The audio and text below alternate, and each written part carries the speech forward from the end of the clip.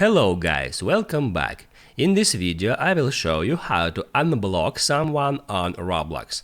Be sure to watch the video to the very end so you don't make any mistakes. And of course, do not forget to like this video and subscribe to my channel.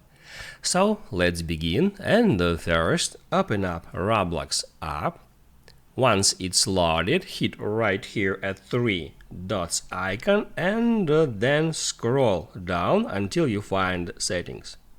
On settings, hit right there at privacy, and once it's loaded, just scroll down to the very bottom where you can easily find blocked users feature.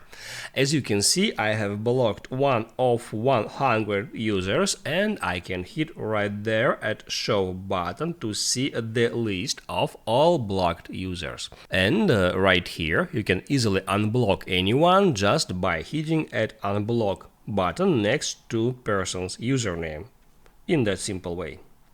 Now that guy has just been unblocked, and you can write down in the comments below if you have any questions about that tutorial. Also, I recommend you to check out my Roblox tutorials playlist, where you will find a lot of useful videos. Hit the like button if you like that video, and see you in the next one.